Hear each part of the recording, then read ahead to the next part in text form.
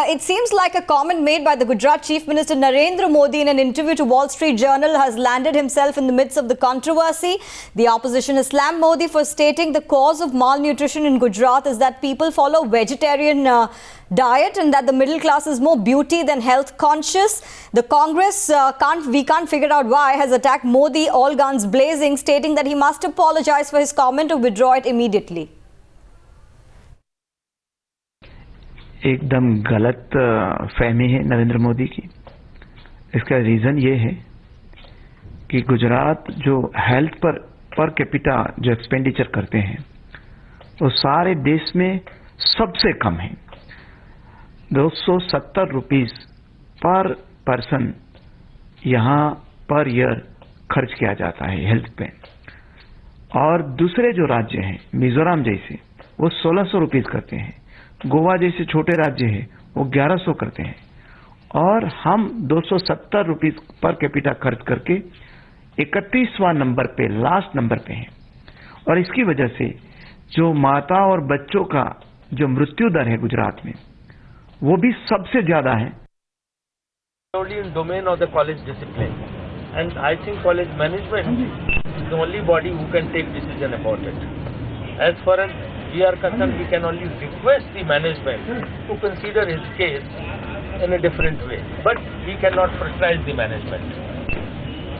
आज गुजरात के मुख्यमंत्री मोदी जी ने गुजरात की लड़कियों पे बहुत भारी कटाक्ष किया है कि वो जो है दुबले रहने के चक्कर, फिगर अपनी बनाने के चक्कर में जो है खाती पीती नहीं, इसलिए न्यूट्रिशन की समस्या। मुझे लगता है गुजरात की महिलाओं का अपमान है और ये बहुत ही उनका एक ऐसा शर्मनाक बयान है जिसकी कड़ी निंदा की जानी चाहिए।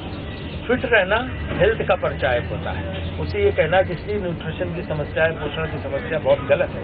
वो भूल रहे हैं कि गुजरात के गांव में बच्चों में न्यूट्रिशन की बहुत कमी, पोषण की बहुत कमी है। गुजरात की सबसे बड़ी दुर्भाग्य की गाथा यही है कि शहरों में रंग रोगन पब्लिसिटी करा के श्रेय लेते हैं, बड़े बड़े उद्योगपति होते हैं, लेकिन गाँव में लोग बेहद परेशान हैं। गाँव में आम आदमी की हालत बेहद बुरी है और गुजरात के गाँवों से नरेंद्र मोदी को कोई मतलब नहीं है। इसलिए उन्होंने इसका मुद्दा जोड़ दिया है कि शहर में लड़कियां जो है फिट रहने के लिए, फिगर बनाने के चक्कर में खाना नहीं खा रही हैं, इसलिए न्यूट्रिशन की समस्या है, कुपोषण की समस्या है। कुपोषण और फिट रहने दोनों में जमीन आसमान का अंतर है। बोर्ड ने मोहाली में मैच कराने का रिक्वेस्ट किया बीसीसीआई मानेगी पिछली बार उसका सेमीफाइनल हमने मोहाली में किया था और बोर्ड की जो कमेटी होती है टूर एंड फिक्सचर कमेटी, उसने ऑलरेडी वेन्यू तय कर दिए, इससे भी मोहाली की कोई ऐसी बात नहीं।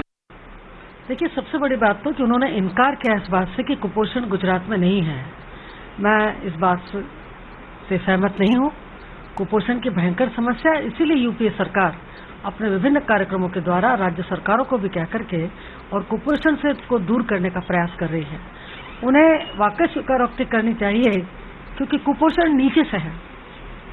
जो बच्चे को दूध पिलाने वाली माँ है वो, या जो प्रेग्नेंट लेडीज हैं, उनसे लेकर के और खास करके जो छोटे बच्चे, उसमें कुपोषण बहुत फैला हुआ है। उन्होंने किस कंटेस्ट में किया, मुझे आश्चर्य भी है और मुझे दुख भी इस बात को लेकर के। इसलिए मिडिल क्लास फैमिली पर ये आरोप लगाना कि वो दूध इसलिए नहीं पीते कि उनका फिगर खराब हो जाए, मेरा ख्याल है कि ये बिल्कुल उचित ही नहीं है।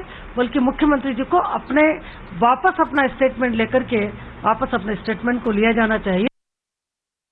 गुजरात के मुख्यमंत्री नरेंद्र मोदी जो एक तरफ दावा करते हैं कि हमारे राज्य की सबसे अधिक जीडीपी हो, और वो गुजरात के हेल्थ के बारे में इस तरह का बयान देना अपनी असफलताओं को दिखा रहे हैं। या मैं समझता हूं कि एक मुख्यमंत्री को ये कहना कि वहाँ मिडिल क्लास के या वहाँ की लड़कियों को आज ब्यूटी कॉन्शियस ज़्यादा है, हेल्थ कॉन्शियस नहीं है, तो राज्य सरकार की क्या भूमिका है? 3 साल के बच्चे जो 41% लोग हैं, वो बच्चों को मॉल न्यूट्रिशन मतलब न्यूट्रिशन की कमी या उनको विटामिन की कमी से उन बच्चों की ग्रोथ नहीं हो रही।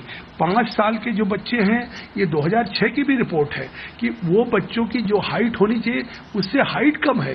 तो इससे साफ है कि गुजरात के लिए हेल्थ की सेक्टर एक लो प्रायोरिटी पे है और वो केवल जीडीपी की बात कर रहे हैं। The whole medical fraternity is discussing the presence of anemia in not so poor sections of the society. and they are discussing various reasons. But Congress has a phobia for Modi, and that is why anytime it listens the name of Narendra Modi, it criticizes it, and that is why I can only pity the Congress, because